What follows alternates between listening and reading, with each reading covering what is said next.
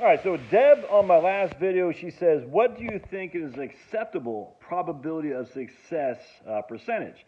It's a good question, Deb. This is the video I did titled Saving Retirement One Client at a Time, where I showed, well, I didn't show you, but I showed my client. I said, look, if you spend like what you say, you got 60, I think it was actually 64% probability of success.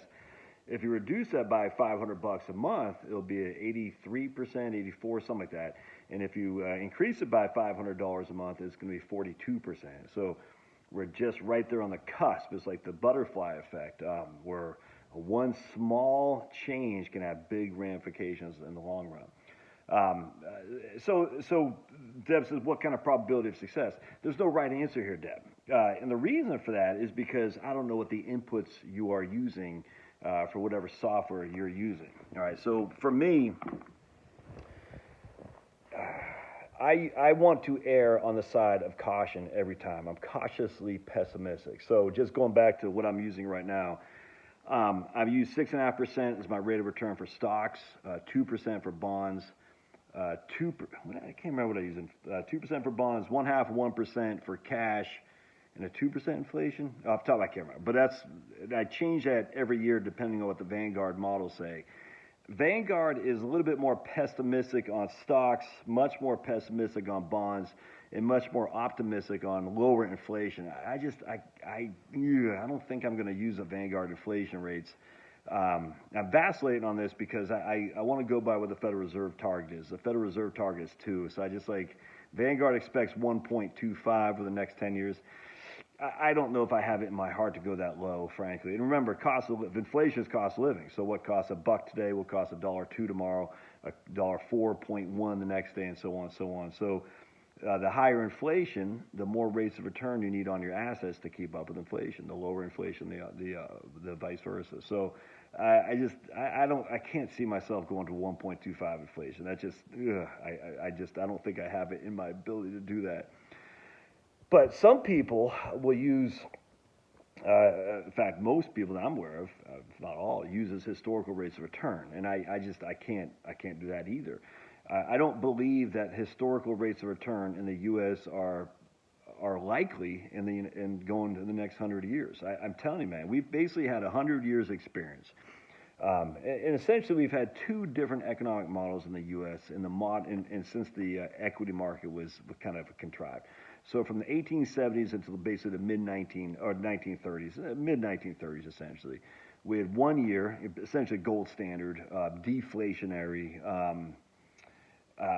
tight money, things of that nature, and then but not much regulation, I grant you, but still tight money, hard to get a loan, hard to borrow.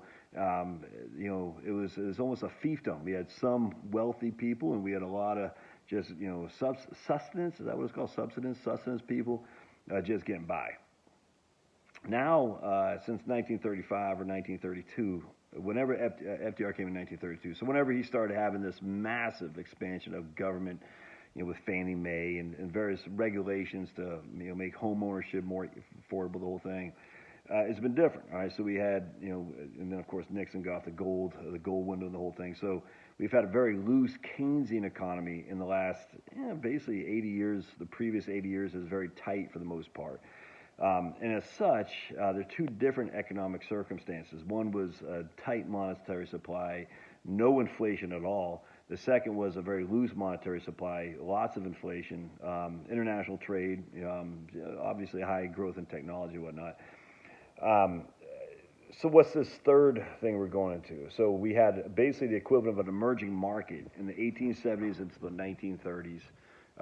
Then we had basically the U.S. dominant era from essentially after World War War II, excuse me, until basically still kind of right now. We're still in the precipice of the dominance, and I think precipice means we are looking down the mountain. Dynasties don't stay dominant for years. Regimes don't. For centuries. They just don't. I'm not saying China's going to overtake us. I don't expect China to, because they're commie. Commies don't win. They can do a lot of damage, but they don't win. I don't want to get to all reasons why. I've done that so many times on the show before, but socialism can't win. It doesn't win. Ingenuity wins, and ingenuity is only done by capitalism, which you allow entrepreneurship to flourish. Right now, we don't have that here. It's oligarchy for sure. It's corporatism. Entrepreneurship is being destroyed. And Eisenhower warned us of that in his farewell speech, and he was spot on. I never would have thought I'd have the respect for Eisenhower as I've come to have. It's amazing, that guy. Never mind sending troops to help little black girls go to school in Arkansas, but just his foresight on the military-industrial complex, which we still live under. Democrats and Republicans, they love big Pentagon. Big Pentagon brings big military contracts.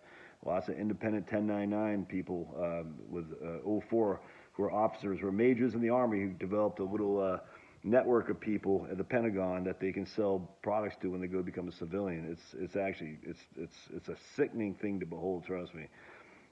The war machine makes a lot of people a lot of money. That's just a fact, and that's Republican and Democrat alike, by the way. And we see Biden has ramped up the war machine.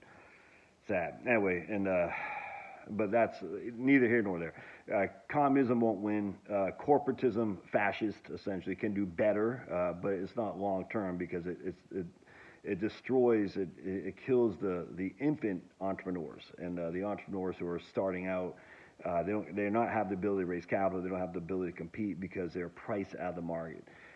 That's called barriers to entry is what's happening. So it's not like that doesn't mean we're going to just fall on our face like Ron Paul is saying and the left winger are saying. It just means it's going to be a decelerating growth. All right. And so if you have a decelerating growth, how do you look at the last 70 years of dominance where we're the only game in town and say we're going to extrapolate that to make it the next 50 years? It just doesn't make sense to me.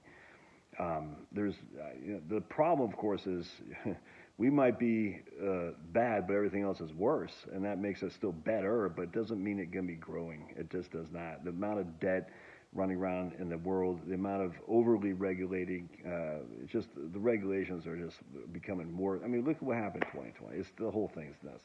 The idea that this is a free land, and not just America, throughout the world, of entrepreneurship, risk-taking, it's just not, man. We're going to go back to the ways of fiefdom. You got a couple of haves and a lot of have-nots. That's all there is to it. So to extrapolate the previous rates of return in this environment doesn't make sense. So for those who are using historical rates of return, 5% bonds and 10% stocks, I don't get that. I don't agree with that in the least. I use 6% stocks, 2% bonds, and I think that's much, much more likely to happen. And so so I can make you have 100% easy. Just twitch a couple buttons, and you're freaking, like I said, you're Jeff Bezos with 100% rate of return.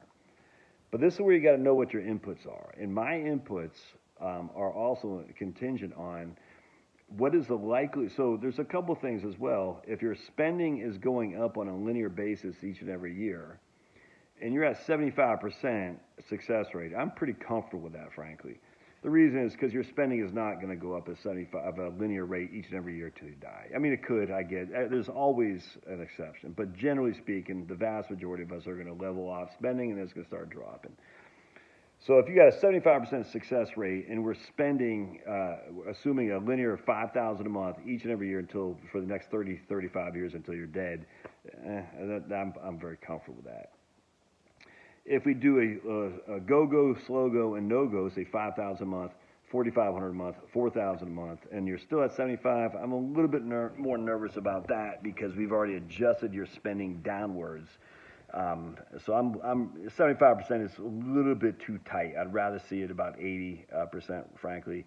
But that doesn't mean you're doomed. It just means there are more chances of failure than I'm comfortable saying, I give you my blessings, my son. Go on to retire. But I'm comfortable with that. Now, on top of that, let's use some common sense.